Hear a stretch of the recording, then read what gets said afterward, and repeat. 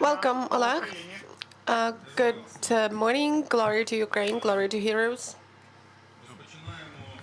Let me start the second stage of the selection to the HQCJ. This is the interview with you. The selection commission is holding this interview, and we have our members, me, Yevhen Mezentsev, Stephen Markman, Tadza Robert Brockheisen, and Sergei Verlanov. And the rapporteurs are me, Ivan Mishenko, and Robert Brockheisen. If for any technical reasons the interview is interrupted, the selection commission will reach you, and the interview will be continued on some other day at some other time. The request is to give concise and clear answers, and the member of the commission asking the question can limit the time of your answer.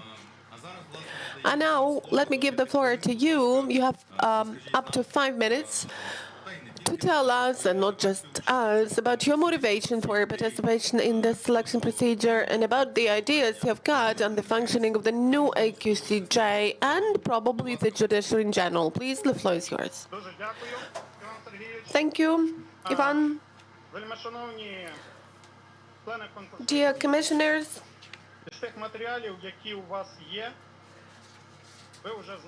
from the materials you've got, you already know that a major part of my life, if we speak about professional activity, so it's almost the whole of my life is related to law. In 1982, I entered Chernihiv Law Vocational College, and after that, wherever I worked and whatever I did, even when I had my service in the army of the Soviet Union, it was by any chance related to the law, because I had my internship at the tribunal of the Lviv garrison. Definitely, the major part of my professional activity was related to research activity, to theory. And at some stage, I saw that this theoretical knowledge of mine requires some practical skills. In particular, I got convinced of that when I participated in the work of the Constitutional Commission affiliated with the President of Ukraine over 2015-2019. When I was the advisor to the chairperson of the Central Election Commission, the advisor to the Minister of Health, of Environmental Protection of Ukraine, the advisor to the Commission on Human Rights in Ukraine, and when I was performing the duties of the member of the Advisory and Consultative Board of the Constitutional Court of Ukraine. That's why this desire of mine to supplement my theoretical knowledge with some practical skills that promoted me for submitting my documents for this selection. This is the first argument, my first motivation element. The other element of my motivation is that teaching requires regular assessment of students. If you're a lecturer, you have to assess students, and I think that this activity has something to do with what the HQCJ is supposed to do. Besides that, let me tell that at the start of my professional career, after I finished my service in the armed forces, I worked as the inspector of the staff department.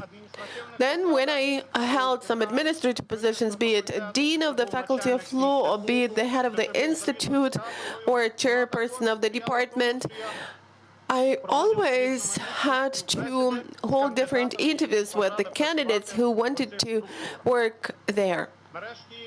Finally, I participated in the work of some selection commissions. That was participation in the work of the commission dealing with the election of the NHCP members, members of the High Council of Justice, and election to the HQCJ, which means that I have the required background in terms of doing this sort of job. Here is the third argument. Scientific activity, research activity makes you develop a certain methodology, a certain mechanism of doing your research within that or this legal phenomenon. And I think that the methods that I used in my academic activity to study this or that legal phenomena will also come in handy and can be used whenever I study the materials of the case or judicial dossiers or information about candidates. And here is the fourth argument, the fourth element of my motivation. Of course, I have not been dealing with the work of the HQCJ, but I submitted documents to the competition, and after that I started scrutinizing the activity of the HQCJ and the procedure, and now I have already got my own vision of how the High Qualifications Commission of Judges of Ukraine should function, how it should cooperate with the Public Integrity Council, how it should cooperate with the with the National Academy of Judges, School of Judges. And here is the fifth element of motivation. You know, the HQCJ, when established, will face a number of challenges. These are the challenges related to the fact about 2,000 judges have to undertake their qualification assessment. 2,500 judges, or I would even say that this is about 3,000 judicial candidates, because we need to take into account the fact that we have war in Ukraine. Some judges have left Ukraine, unfortunately. There are also some cases, unfortunately, when judges have perished in the war.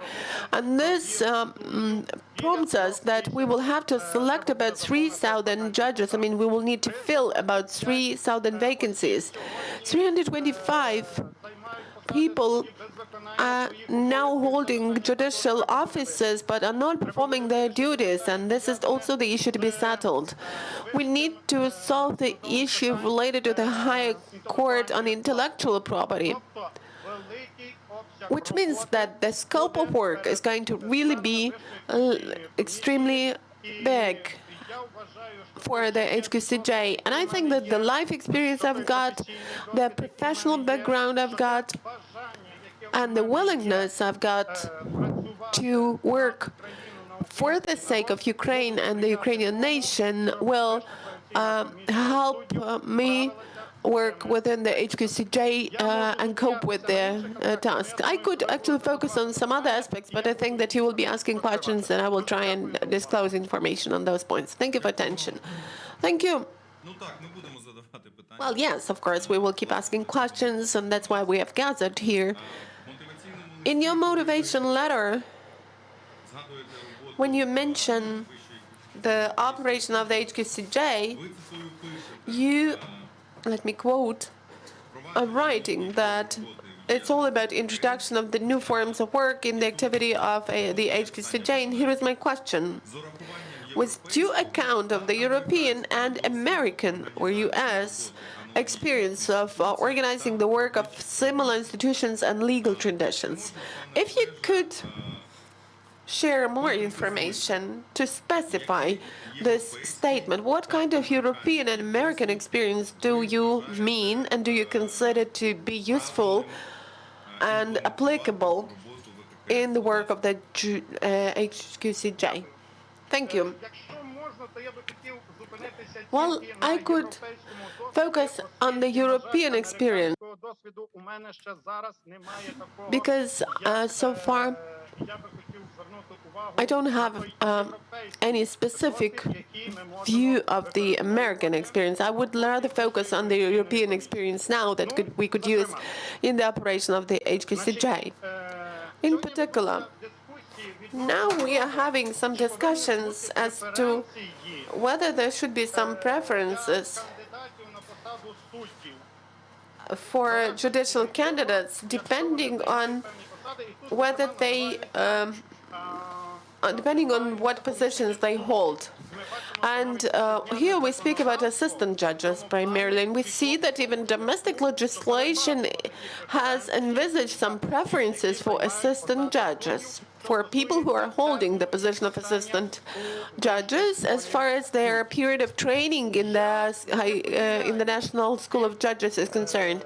I actually don't share the opinion of the people who criticize this approach. I think that it's really true that people who have got the necessary professional background could have some preferences, because we know that this experience is positive, that it is a top-level experience and high-quality experience. And I could give the example of Belgium here. For people who work for more than 10 years in the field of jurisprudence, in the field of the judiciary, have some preferences in relation to successful completion of exams for the judicial office. I think that we could take this experience, we could borrow it also as for attorneys at law whose work experience is more than, let's say, 20 years or 25 years. Because if such attorneys at law have been practicing law and they have proven to have positive reputation, and they are ready to work as judges, I think that they should have the preferences because they've got the necessary professional competence and background to deal with this. Besides that, let me mention the example of Great Britain.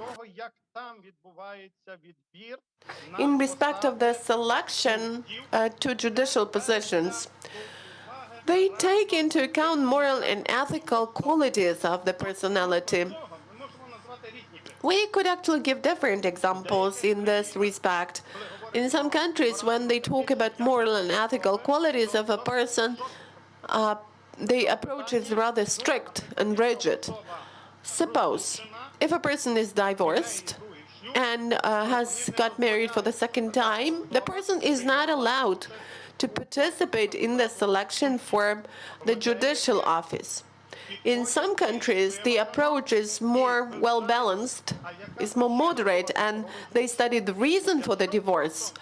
If, suppose, the spouses could not keep on living together, but they had a civilized divorce, this would not be the pretext for withdrawing the candidacy from the selection for the judicial office. So I would also take this point into account from the example of the UK. Also, in the UK, they think that to characterize a person, reference letters have to be given from the previous place of work of the candidate. We could also take the experience of Austria. They apply the following approach. A person who is a candidate for the judicial position should pass some internship being supervised by at least 3 judges mentors. And then those 3 judges mentors will give reference letters to the candidate, and this will be taken into account when the decision is passed whether to appoint the person to the judicial position or not. Thank you, Oleh, and here is another clarifying question. Well, the examples you have mentioned would rather be related to the legal traditions of the European context in this respect. But again, let me repeat your citation. Taking into account the European and American experience of work organization in similar institutions. And what about work organization? What positive experience would you consider to be useful for us? Which one could we borrow? If it's possible, Ivan, I would like to focus not only on positive experience, but I would like to rather tell about my vision of the arrangement of work of the HQCJ. And first of all, here, I would like to point it out that it should work in a more transparent manner.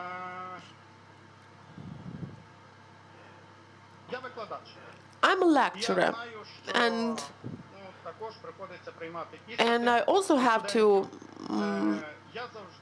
ask students during the exams, and during the exam, the whole group is present. I mean, those who can, who want to.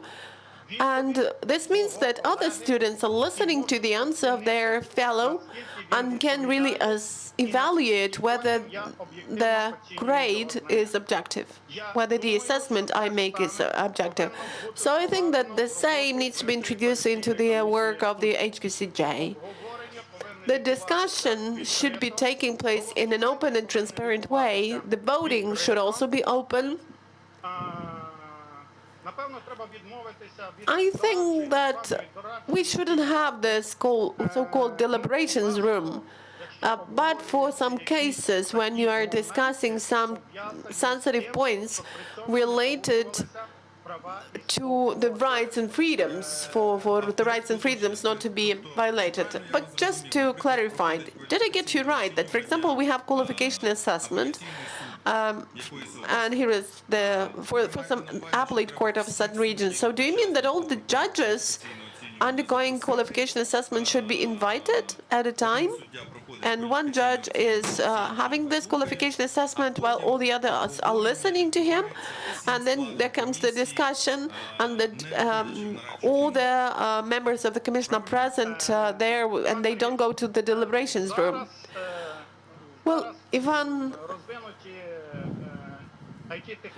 we have well-developed IT technologies now, so there is no need for all the candidates to be present in the room and to be listening to the answer and to the qualification assessment procedure.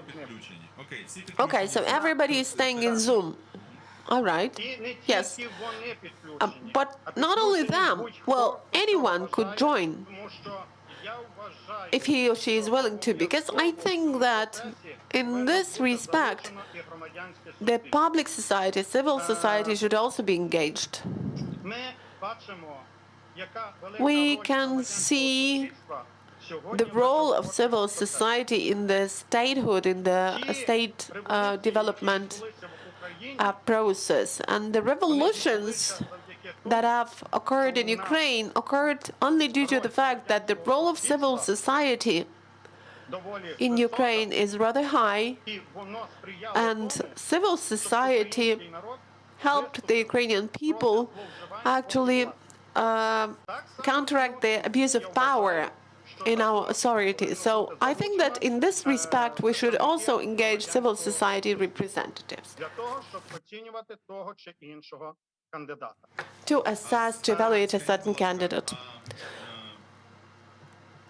All right, and you are an active member of the Constitutional Commission.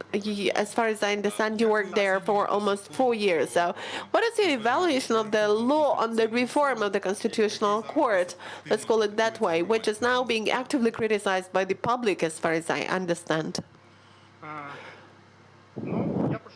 Well, let me start with saying that when I was a member of the Constitutional Commission, I worked in some task forces because they were kind of distributed. There were task forces on decentralization and human rights, on the judicial reform, and the matters of the Autonomous Republic of Crimea. So I worked within the Judicial Reform Task Force and Human Rights Task Force, and after that I also joined the task force on the matters of the Autonomous Republic of Crimea. When I started working in that task force, I actually put the goal for myself to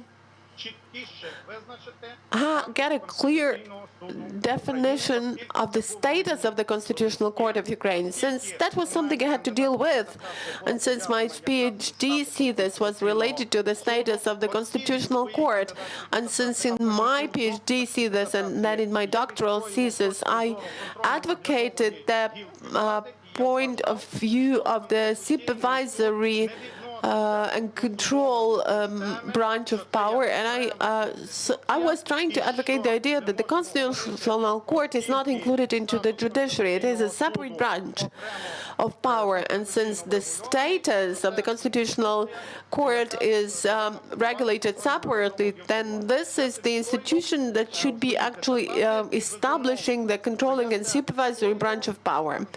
That is what my idea was. I expressed it on many occasions, in particular in the Commission. If we take the previous version of the Constitution of Ukraine, we will see that there were a lot of tricky points there related to the fact that there was a reference to Section 8 of the Constitution of Ukraine related to courts of general jurisdiction. I mean that a lot of documents were referring to that article. Well, I'm sorry, maybe it's my mistake. Let me try to narrow down my question because it's probably too broad. You claim that the public should be engaged and the role of civil society is very high. But now civil society says that in the commission that will be selecting new judges of the Constitutional Court should have 7 members, 4 of whom are internationals. In the version of the law voted in favor of, there are 6 members of that. So what about the standpoint of the civil society? Are they right or are they wrong? Well, civil society has its own view.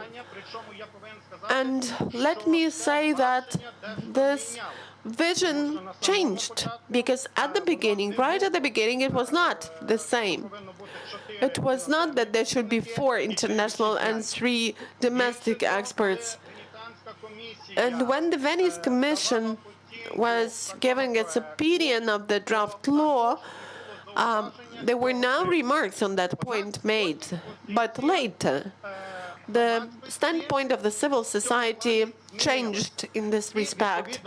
And therefore, the Venice Commission also insists on this change, and the representatives of the diplomatic staff of developed democratic countries also insist on that.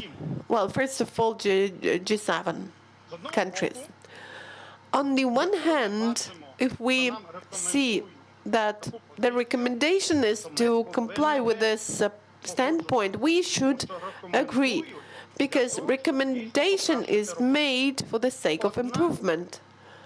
But we should not forget that this is a highly controversial issue which is right now under discussion as to whether the representatives of other countries may have a critical say, a critical vote in the establishment of the top authorities. Is this not going to be the violation of the state sovereignty of Ukraine? So I think that in this respect, there should be some dialogue established. We should listen to the representatives to civil society. In some cases, the state should involve some researchers and scientists, academicians, the people who are against this position, in order to reach some consensus. I remember the times when we had the first competition, first election to the Constitutional Court of Ukraine, and the representative of Poland was involved in this election, the former member of the Venice Commission. And some researchers, some scientists criticized this, saying that this was a gross violation of the state sovereignty of Ukraine, since development and establishment of top authorities, all the more the Constitutional Court, was taking place with the engagement of foreign representatives, internationals. And if the vote of the foreign representatives is critical, I think that the decision is going to be criticized even more. Let me give the floor to my colleague Robert Brockhuizen. Robert? Yes, Professor, if you would do me a favor if you could answer the question concisely. And of course, I understand you have lots to tell us, but we have many subjects that we would like to discuss with you. You just touched on the issue of state sovereignty. And let me say this to you. Yesterday on Dutch television news, there was 20 minutes about Ukraine and the corruption that allegedly took place within the government. And in our commission, with all the candidates, we discuss integrity and corruption, because apparently, and I think we have noted that as well, that not only in the government, but also in the judiciary, there are, let's say, red flags regarding possibilities of existing corruption. And my first question to you, and maybe you can answer it concise. Of course, I understand, though I'm not at all a specialist in constitutional law. I'm just a practical lawyer. I don't have the knowledge you have at all. But do you understand that donor countries of Ukraine, understanding everything that you say about constitutional law, will be hesitating to provide assistance to Ukraine as long as it is uncertain that the funds that are given to Ukraine end up in the pockets of important and powerful people?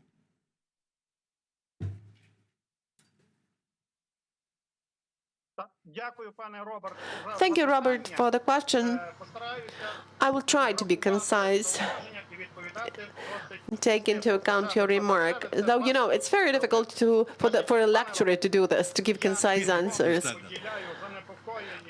I really share the concerns of the international community concerning the negative facts that we can see in Ukraine, I mean corruption-related ones, in particular the facts that have been detected recently, the facts related with corrupt acts in the Ministry of Defense in particular, and corrupt acts related to some other events in some other ministry. Why have they been detected? Why? Because they have been detected by the representatives of civil society, and that's why I claim that we should lend an attentive ear to the representatives of civil society. We should take into account the facts given to us by civil society, and of course, the assistance provided to us, which is huge assistance, should be under control. We should be accountable, both to the international community and to the civil society, to avoid any abuse here. Yeah. Do you agree with me that that's all the discussion about independence, judiciary, and anything stands or falls with the fact that people need to be sure that indeed the judiciary is independent, because otherwise this independency is just words and doesn't give any trust whatsoever?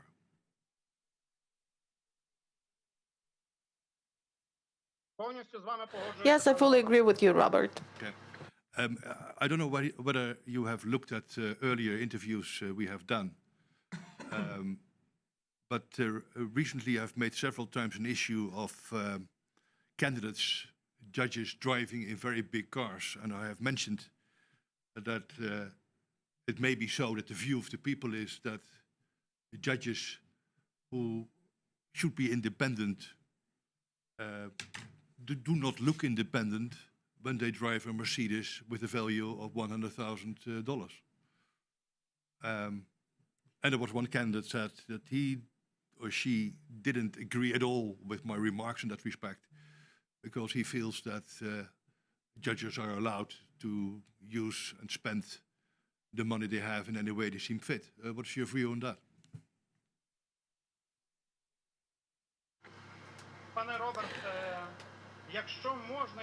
If I may, I would like to give the answer to this question, Robert, on the basis of the case I experienced in my life when I went to Strasbourg to participate in the work of the Committee of Fighting Terrorism of the Council of Europe. And it so happened that one day, we had one free day, and we decided to go and see around the country, not just Strasbourg, not Paris, but to go to some small towns and villages.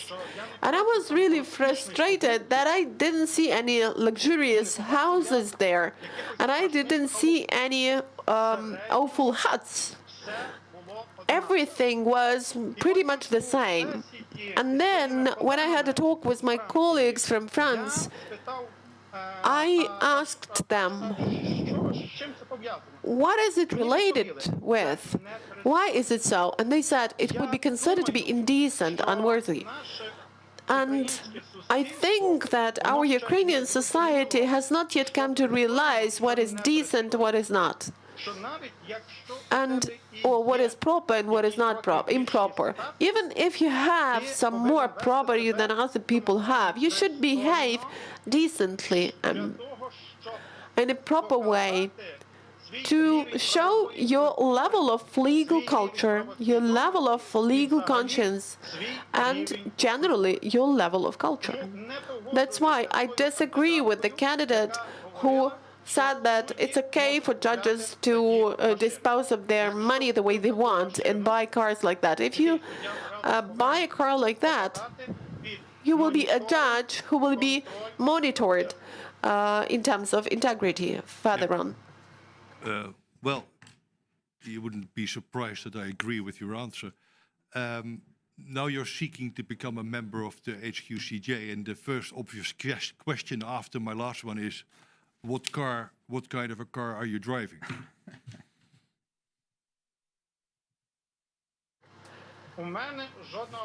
I don't have a car at all, Robert. I just don't have it. I used to have a car.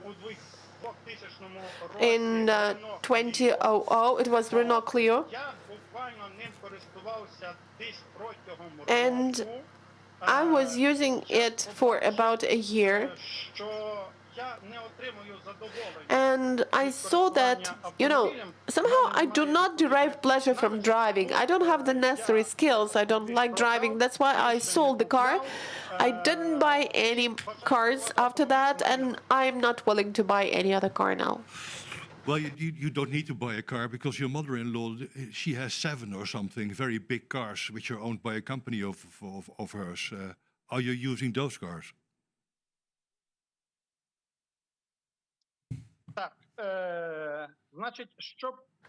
Well, to clarify the whole picture, and by the way, I have already written that the Commission needs to study the monitoring of the development of the enterprise you mean, because this is the company. I've seen that your mother-in-law can easily pay for it. The only thing I was wondering is why is a company who's in agricultural activity owns 7 cars? It looks more than a taxi service than an agricultural company.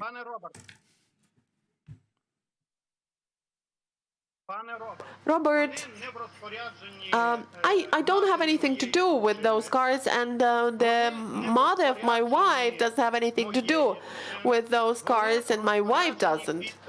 They are actually managed by the company, by the enterprise, and the company bought those cars to perform some utility functions, representation functions it is supposed to.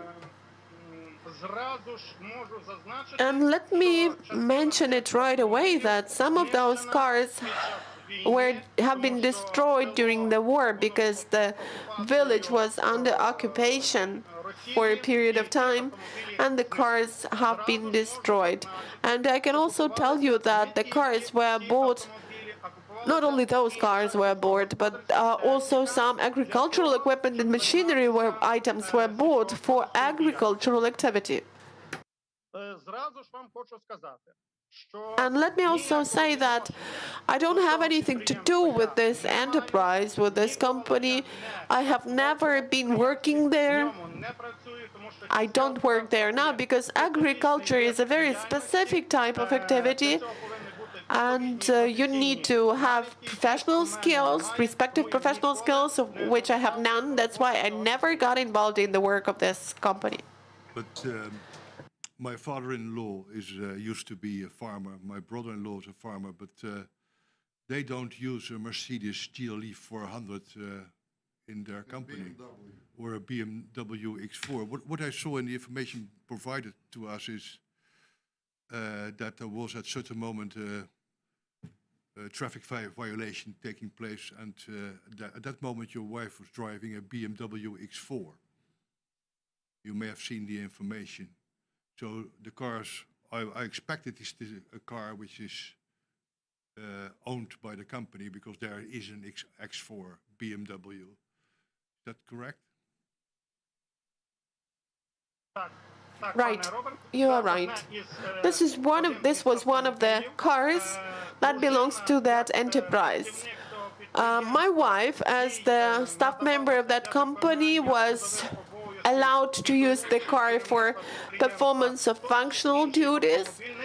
She could use any of these cars. She used to drive this car or some other cars like BMW X4, and it was not only her. I mean that a lot of people were allowed to drive these vehicles because this was not a vehicle that belonged to anyone. It didn't even belong to the owner of the company. It just belongs to the company itself, as all the other vehicles.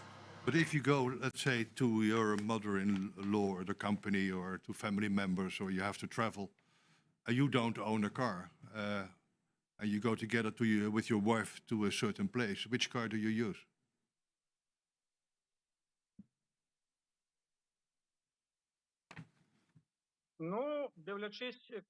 Well, it depends on where we are going. Our public transport system is quite good. We can also be using trains. It depends on where we go. Robert, if I may, let me tell it that I was never interested in what is happening in this company. And when during the selection procedure I saw some documents, I was frustrated. And I had a talk with my wife, and I told her that if everything is fine, no cars, she will be not using any cars of that company. But well, you understand why I'm asking your question, especially someone, let's say, who teaching. Well, sure, I do understand why you're asking this question, and moreover, that let's say we would appoint you. The view of the people of Ukraine must be, of course, that you are one member who is incorruptible, and of course, as many people with a good background and intelligence and schooling and university. You are one of the people in Ukraine where life went well, apart from the war, of course, for you. And we need to be sure that by appointing you, we don't introduce corruption, but we exclude corruption. And that means it's so important that we have those questions. And also, for instance, if you are asked to fill in a declaration form, that also your wife gives you the information regarding her salary, which I believe that she didn't do that in 2019. Maybe you can comment on that shortly, and then I will give the floor to my dear colleague, Stephen Markman. Good, thank you, Robert.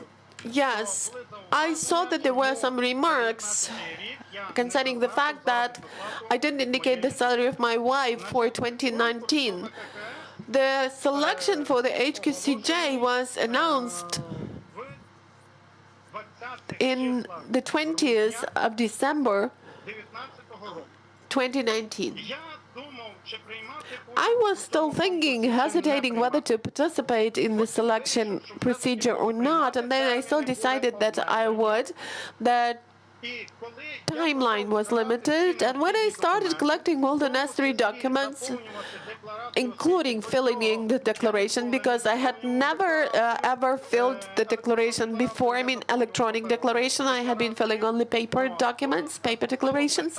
So there was the issue with the salary of my wife. That was the period of Christmas holidays. And we addressed the management asking to give the certificates about her salary, but it was said that everyone was on their leave. Everybody was celebrating Christmas. That's why it was not possible to give the certificates back then. I think, Robert, that electronic declarations for 2020, for 2021, no sound,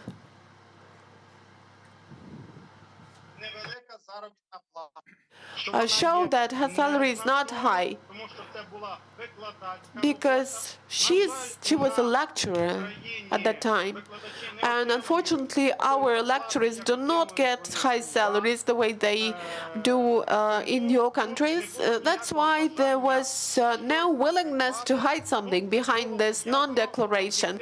This was related to some objective reasons as to why it was not possible to provide this data. All the more, I also had some problems with this, but since I had electronic signature, I could actually enter the database via the pension fund to get the data I needed. Thank you, Professor, for answering all my terrible questions, and I pass the floor to Mr. Markman. Thank you, Robert.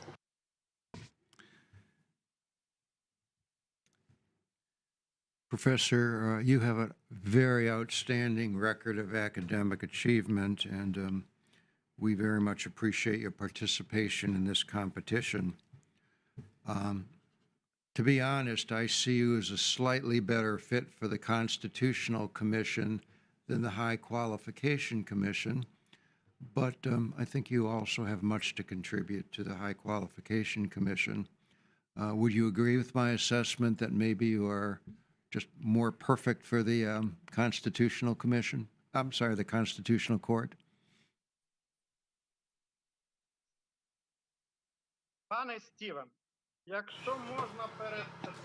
Dear Stephen, before answering your question, let me express my gratitude to you for everything that you have done for Ukraine, for everything that you have done for the establishment of Ukrainian constitutionalism and constitutional law. When you were working on the development of the Ukrainian constitution in the years 1992 and 1993. And I have to tell you that my choice of professional career was to a degree stipulated by the fact that in 1992, during the World Congress of Ukrainians, I was gifted a book, International Symposium, a Constitution of the Independent Ukraine, where I found the discussions of the draft constitution from the summer of 1992. So I read that book, and it motivated me to get involved with constitutional law and to get involved with human rights. If I were to answer your question, then you know that I did apply for the selection for the Constitutional Court of the Ukraine. You may have seen the interview, my interview. Other people were appointed, worthy candidates have been appointed. I think it was good that I participated in that selection, and to a degree I'm satisfied that I applied to that selection, and I was the only candidate who doubted the selection in a way, because when the president appointed the judges, they didn't take oath for some period of time. That is why I'm grateful to you. It's fine that it didn't work out with the Constitutional Court. That's why I'm trying my chance with the HQCJ. And I do believe that my professional and life experience can be a contribution. I think my friend Robert makes some very important points, and I guess I'd like to amplify upon those, if I might, just a little bit. He's talking about the appearance of propriety of the judiciary and the conduct of its members, and I agree with him that's quite important. Obviously, in academia, in the course of your scholarship, you give great consideration to the formal requirements of being a judge, the educational attainment and things of that sort, and the experience. But I do think that there is something important about the appearance of propriety that the judiciary communicates to the people. In other words, that it's a judiciary that communicates that it wishes to serve the people and not to govern the people. And when I think about the cars that judges might drive and flaunt, and it causes me to think about other things too that I've tried to introduce into the discussion. One is the question of families, having husbands and wives and fathers and sons and aunts and uncles involved in the process. There's nothing wrong with that when it's a matter of merit, but it does communicate that the judiciary is a slightly more closed institution than we would like to see. And when I see judges who are 25 or 26 years old, I think the same thing. It communicates that these are people who may not have the same life's experiences and maturity that other people would have. And it's all reflective, I think, of a developing judiciary. And I think we all would like to see Ukraine's judiciary continue to progress and mature. But what do you think about these kinds of things? Are these legitimate concerns for the High Qualification Commission to be concerned about? After all, its mission is to enhance trust in the judiciary. And trust in the judiciary is not just a matter of educational attainment, although that's important, but it's also a matter of the things that Robert and I guess I've tried to mention as well. What do you think about that as a matter of consideration for the new High Qualifications Commission?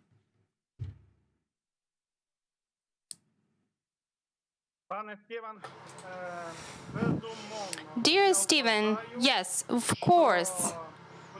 I believe that we need to take these other aspects into consideration. I have to tell you that I'm familiar with many judges. They are my acquaintances. So I used to be a scholarly supervisor for some of their PhD theses. I used to be the opponent during the presentation of their PhD thesis. Sometimes I was the expert on the High Attestation Commission. And definitely there are many honest people among judges who are diligent about their duties, but we know about cases of abuse of office. And these cases should be in the focus of the control of HQCJ.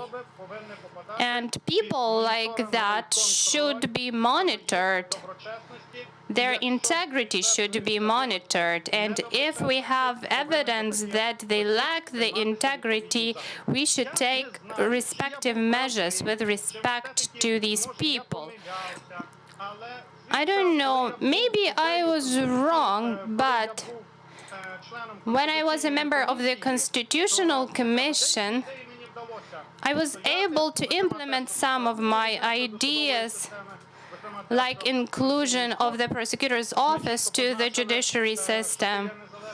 and having an independent constitutional court, but it was also an idea of mine to introduce an institution of the impeachment of judges. Why did I support this idea? Because I read about the Institute of Impeachment in the US and in the UK. And when we were working on the development of the Ukrainian judiciary, I saw that this mechanism of checks and balances is being destroyed. And I clearly understand that without the checks and balances, we will always have cases of abuse to a bigger or to a lower degree. That is why such cases should be in the focus of control. And I suggested that it should be in the focus of control of the Verkhovna Rada of Ukraine, so that if a judge commits any severe crime, a judge like that should be impeached. But unfortunately, my idea was not supported. But this aspect of control should definitely be present, and I believe that it should be in the focus of the control of HQCJ and HCJ. Can I just suggest to you that as you think about that control, and I notice you've mentioned the American constitutional experience, there are many American constitutional scholars who are increasingly doubtful about the helpfulness of the impeachment process in our Constitution because it's so difficult to exercise. It takes so much time for our Congress. It's just not invoked very often. It's only been invoked several times in the course of this century because it takes so much time. And instead, they look to the requirements in our Constitution that judges serve during good behavior and think that maybe that's a better way of addressing those judges who are not serving the people very well.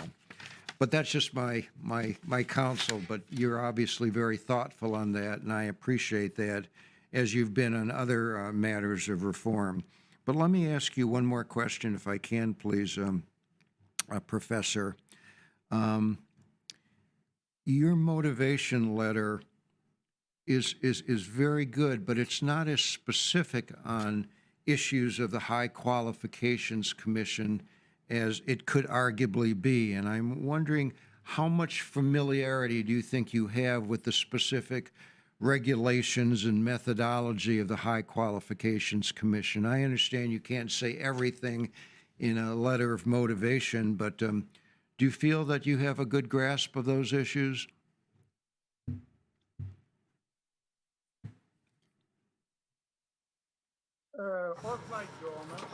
Yes, I have familiarized myself with the regulations and the methodology to a degree to which I could have done it, but because we are currently in the middle of a war, my family and I were staying in Kharkiv when the war broke out. We stayed there for over a week, and we left Kharkiv. And 2 days after we left, our building was hit by a missile, and our apartment is no longer fit for us to live in it. That is why I'm currently living in the apartment of my brother. I'm staying in a village near Lviv, but unfortunately there are some issues with internet connection, with power supply. And for this very reason, I was unable to get a deeper familiarization with all of the procedures. But I have already paid attention to some of the aspects in the work of HQCJ, and I would probably think that each member of HQCJ should have an office of a member of HQCJ, as the judges of the Supreme Court have, so that the members of HQCJ could work in a more efficient way, so that they can interact with members of the Secretariat. I would also like to draw your attention to the assessment of candidate judges or qualification assessment. Well, And I think we need to change the approach here. Change the approach in the preparation of the conclusion. Sorry, you wanted to interrupt me? Can I ask, yes, can I ask you to hold that for the time being? Because we do have to move to other members of the commission, but I would encourage you to consider emphasizing that in your conclusion if that doesn't come up in later discussions. Whether you are placed on this commission or in the Constitutional Court or any other agency of government, I hope that you, as a very well-respected constitutional scholar, will give some thought to the unwritten Constitution that I think my colleague, Mr. Brookhuizen, and I have tried to communicate in terms of the things that should characterize the judiciary in more subtle ways, because you could make a tremendous contribution to that area of consideration. So I apologize for the interruption, but let me move on to my colleague, Judge Zarzeczny. Thank you again for your insights. Thank you. Professor Martseliak, I'm shocked how well my colleague, Justice Markman, can read my mind, because the area that you were about to launch into is exactly one of the areas that I had invited you to comment upon, and that is your proposal in your motivation letter that you would propose to submit for approval to the High Council of Justice drafts of the procedure for passing the qualification examination, methodology for evaluating those results, procedure for passing the qualification exam, methodology for evaluating candidates, and regulations on the competition for the vacant position of a judge, the procedure and methodology for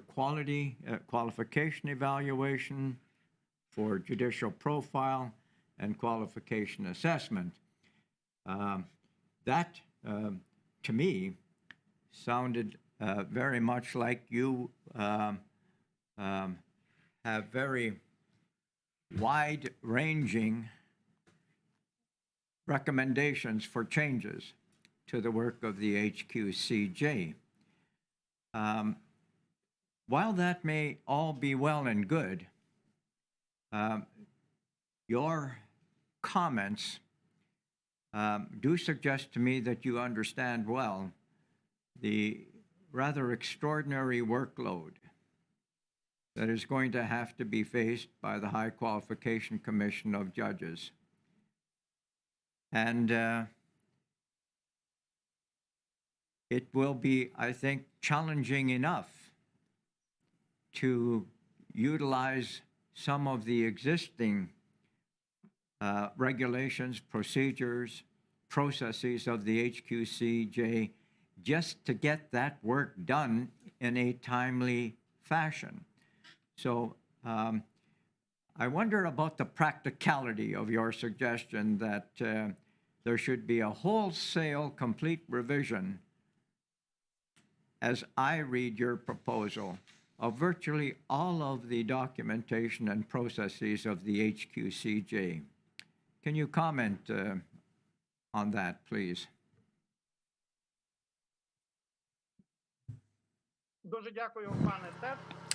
Thank you for the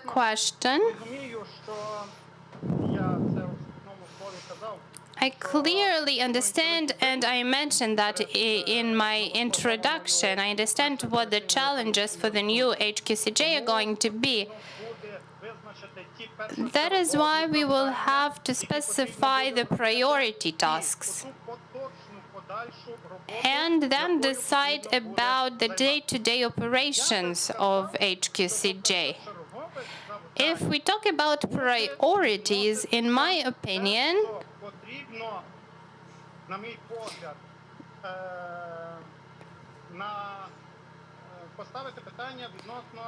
they will include the issues of PIC, because HQCJ needs to interact with PIC. And the mandate is coming to an end, and we need to think about appointing new members of PIC. And that is what the HQCJ has to do, because the head of HQCJ sets this meeting when the elections take place. The second priority is completion of the qualification assessment, because out of 7,000 judicial positions that we currently have, I've already mentioned the number of positions that have become vacant because some judges retired, some did not pass their qualification assessment. That's why I believe the other priority is the completion of the qualification assessment.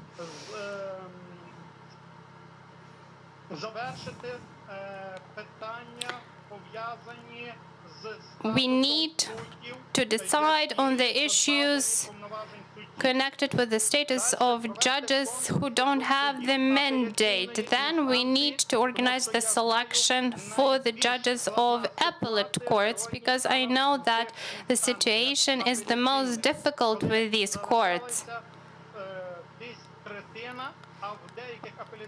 In some courts, it's 1/3 or even 25% of positions that are filled.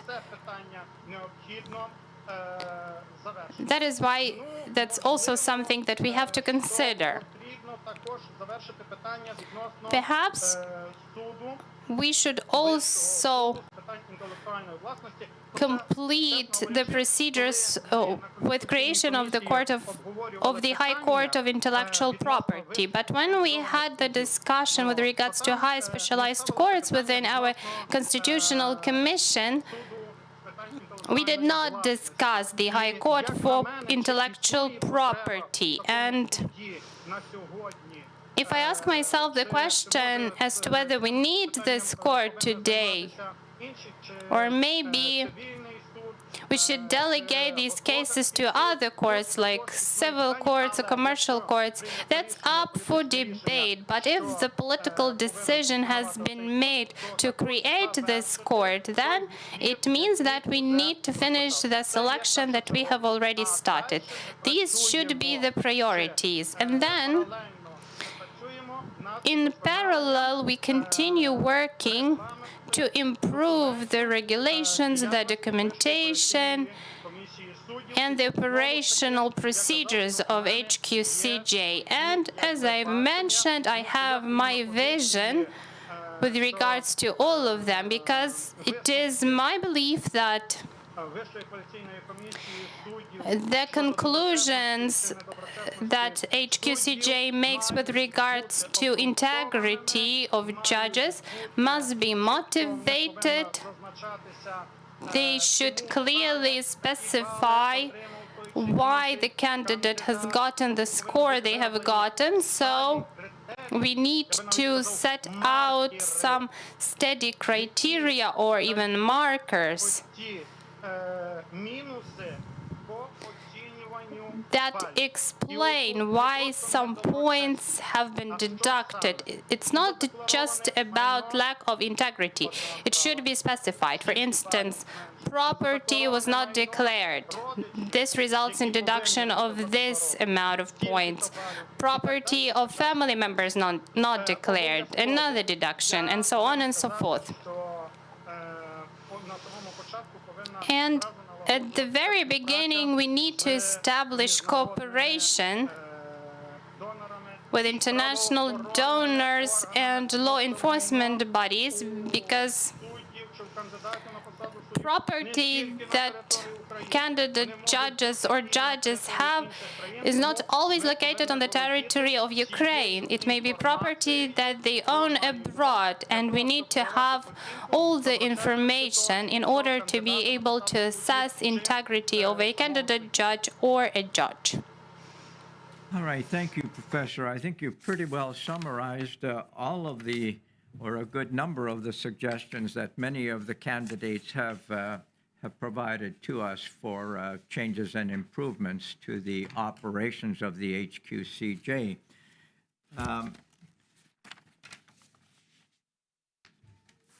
I'm interested in the comment that you made that you support the idea of the appointment of magistrates. And I'm not sure what you have in mind in that regard, but it struck me that that is a proposal that would yet add another layer or structure to the judiciary or those exercising judicial functions. Many commentators that I have read have suggested quite the opposite, that the court structure in Ukraine is unnecessarily complex, complicated, that there are too many different kinds of courts and too many layers of courts, etc. So I take it you do not support the conclusion that the judicial structure in Ukraine is unduly complicated and unnecessarily layered.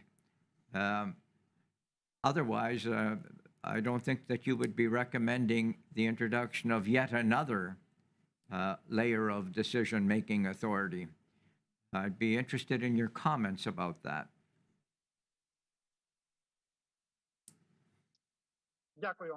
Thank you. Thank you, Ted.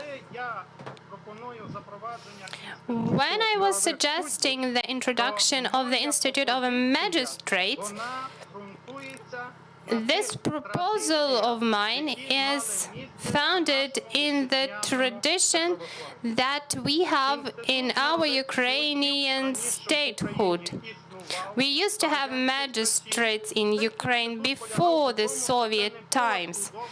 And this institute is not actually a layer of the judiciary.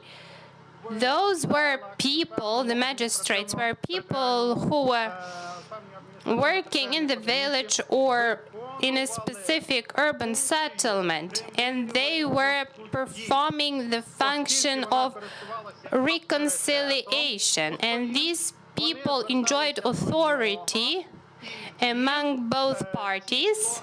Both parties appeared before the magistrate, and the magistrate was either able to reconcile the parties, and if the magistrate failed, then people proceeded to go to the courts. And in view of the workload that our judiciary currently has, I am of the opinion that decentralization that we are currently having and the creation of amalgamated territorial communities may be also characterized in the following way.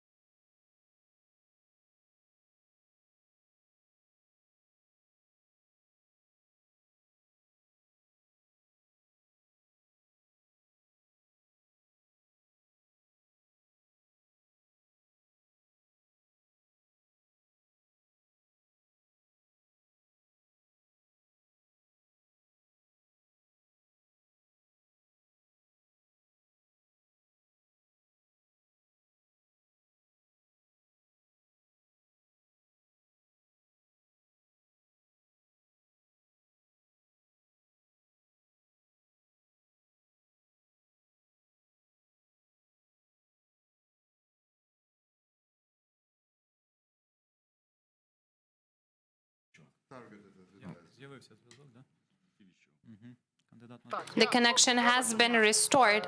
I'm sorry. We are having a blackout here at the moment, and so for that very reason, I lost internet All connection. right, let me, Professor, pass you over to my colleague, Judge Verlanov, so that he can ask you some questions. I think I have your explanation and answer to my question. Thank you. Оці незначні спори між So, жителями територіальної small claims between citizens of one territorial settlement. That's what I meant. Пане Олеже, доброго Thank дня you. вам. Мене звати Сергій Верланов. Good afternoon, Oleg. My name is Sergei Varlanov. Питання, які задавалися моїми колегами. So, I have some follow-up questions based on the questions asked by my colleagues. In your motivational letter, you've explained that your work that work on top positions bears the risk of abuse of office. So here comes my question. Should you be appointed as an HQCJ member to assess incumbent judges? In your opinion, what kind of action can be seen as proof of abuse of office? What particular actions could be used as evidence? We are not talking about any criminal violations here, any criminal offenses. Thank you for this question. I think that the best assessment and the best marker will be the decision of the European Court for Human Rights that will recognize the judgment or the decision of a judge as such that is violating human rights and freedoms. Yes, thank you. Let me come back to the question that you were asked by our chairperson with regards to you being appointed as a member of the Constitutional Commission back in 2015.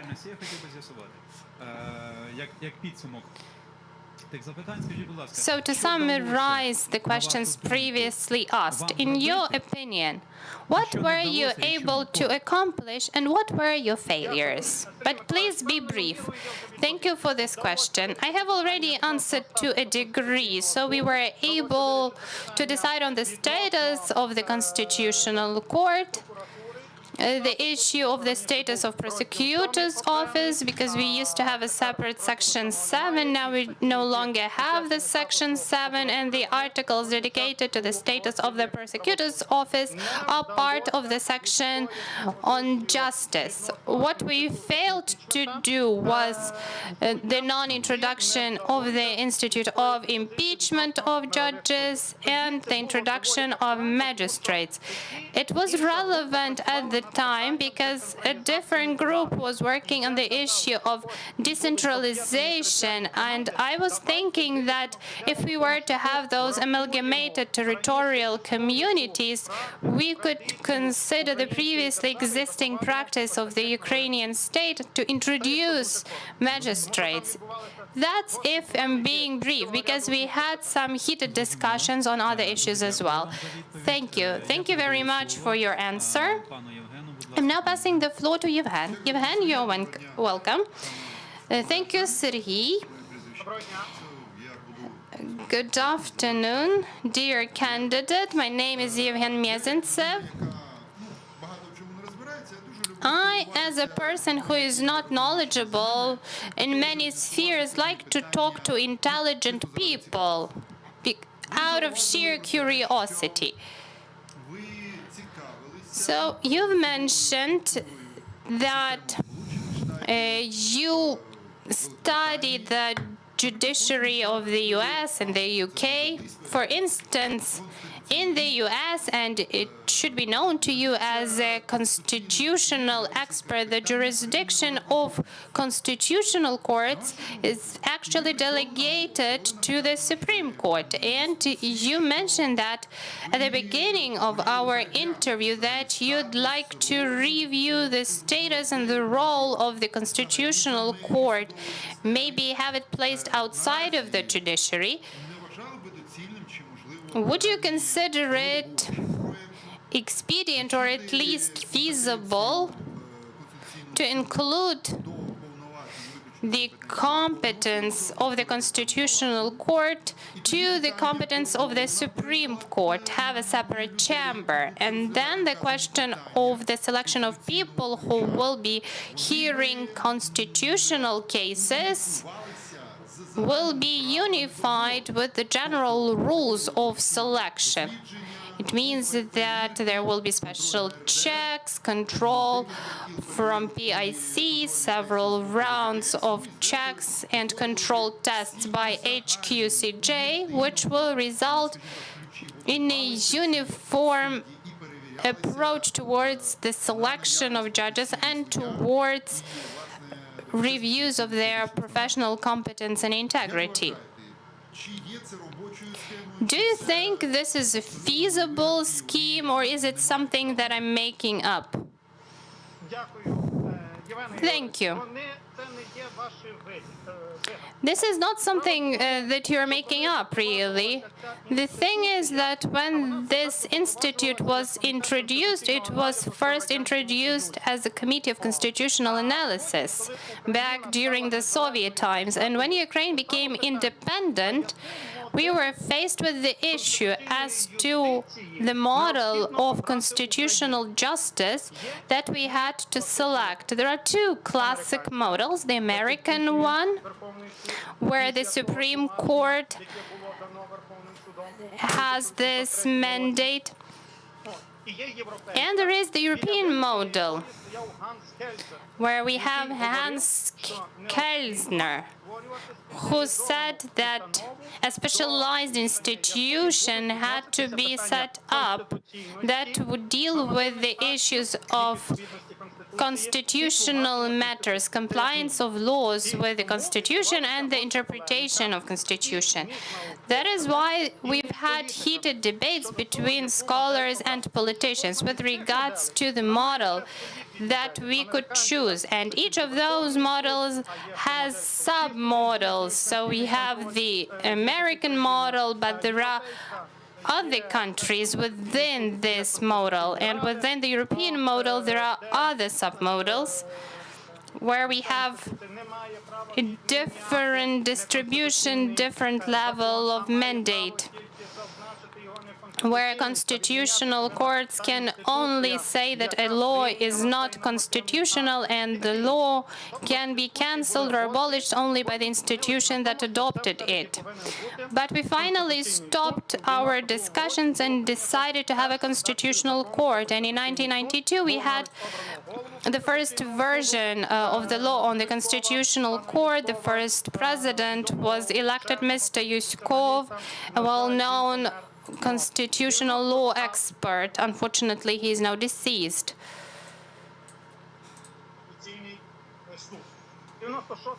In 1996, after our constitution was adopted, we chose a slightly different model, but again, we kept the constitutional court. And that model was quite successful. But in 2014, we again returned to the issue of whether we needed a separate constitutional court or a chamber within the Supreme Court of Ukraine. And some politicians insisted on the second option, and it was the Frontier of Change, the political party that supported this choice.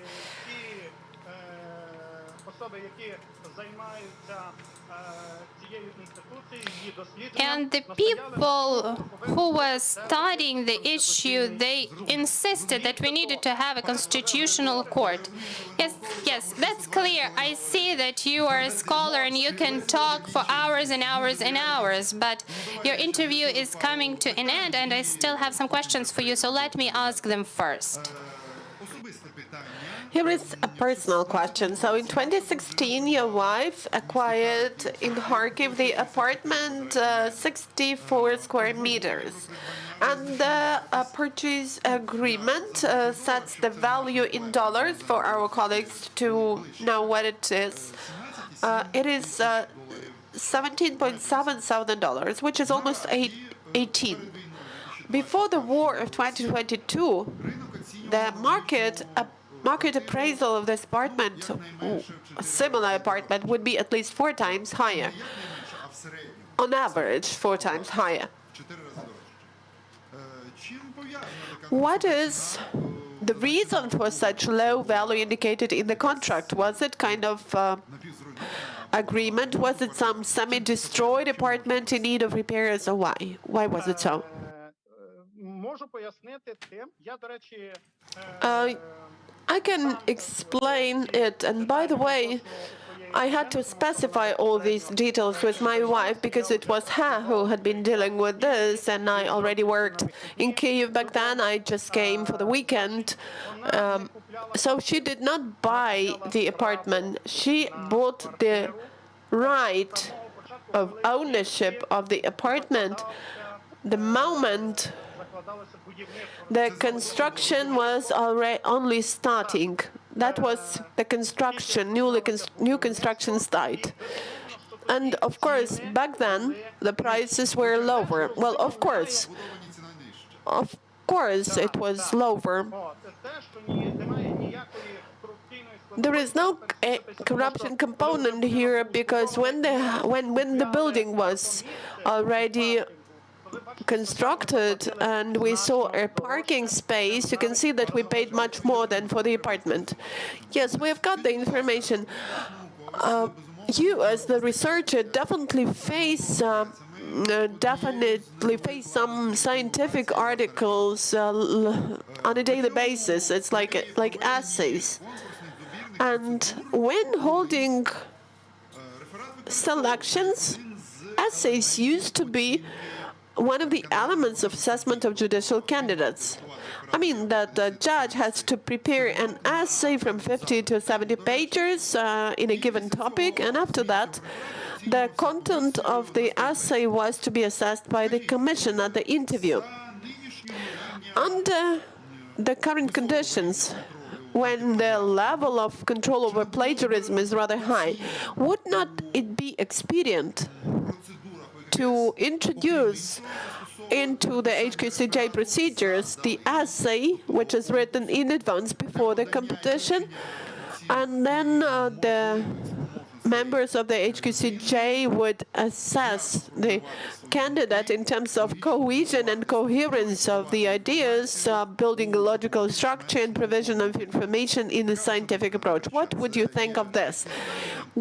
Is it a resilient idea, or would you think that still the instrumental criteria like tests and the score system of judicial candidate assessment would be critical? Thank you. I think that the system that is now currently used in relation to assessment and evaluation of judicial candidates is in general a good one. There are some minor things to be changed. As far as essays are concerned, since, I'm a researcher and a lecturer, I think that here we should be rather professional in terms of our approach, and not everyone will manage to do this. And here is the question: what would be the task of the judge when he's writing this essay? If he is writing a decision and an essay are two different things. The approaches are absolutely different. So, well, you're critical about this idea. Your idea is of interest, but I think that we should give it a thorough thinking. But at the current stage, if we're talking about the current selection that we will start supposed tomorrow, I don't think that we should take this idea because it is not realistic for the time being. Clear? Let me give the floor to the chairman. Thank you. Any further questions? No. Пане Олеже, наша співбесіда. Oleg, so the interview is about to finish, and please, if you could conclude the interview, maybe you would like to stress some things. Maybe you would like to draw our attention to something that you failed to mention while answering the questions. The floor is yours. Thank you, Ivan. Well, definitely,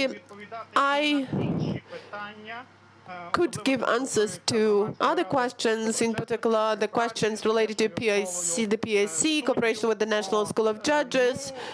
Не получилося. У цьому слові спеціалізованих вчених радах And називається прикінцеве. normally, what you have just given me the floor for is called a concluding speech, or concluding remarks. So in my concluding remarks, I would like to express my gratitude to, first of all, the armed forces of Ukraine and all other military groups that are now defending the sovereignty and territorial integrity of our state.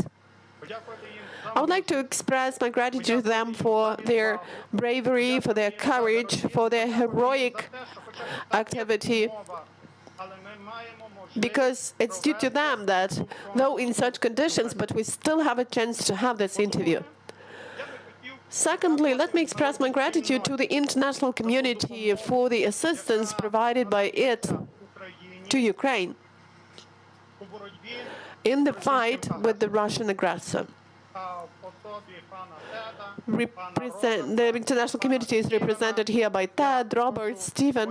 So let me express my gratitude to the peoples of Canada, the Netherlands, the US, за тут конкретну for the specific assistance that is now provided to our country. This war is not just the war between Ukraine and Russia. This is the war between the good and the evil, the war between democracy and anti-democracy. мовно, що Україна Of course, Ukraine will win in the war because the good always wins over the evil. тому що в України є такий And because Ukraine has the Ukrainian nation ready to die for its state, Ukrainian nation doing its best to win. But your assistance, the assistance provided by the international community, will make this victory closer. So my gratitude, thanks go to you for this. And also, I would like to express my gratitude to all of you, dear commissioners, за ту атмосферу, for the atmosphere that you have created, за те, як було for організовано the цей конкурс way і you have сьогоднішня organized this співбесіда. selection in general and today's interview in particular. I've already mentioned that I participated in different selection procedures and was a member of different selection commissions, but I should recognize your great professionalism that should be taken into account by other selection commissions. So thanks a lot once again. And regardless of the decision you take, Я вдячний, I'm grateful to you since I've got a new experience обов'язково that will definitely be taken by me into account in my professional activity. Thanks a lot. Glory to Ukraine. Glory to you, heroes. Thank you. The interview is over. Thank you for your participation. Stay safe. Goodbye. дякую. Thank you. Stay safe. Goodbye.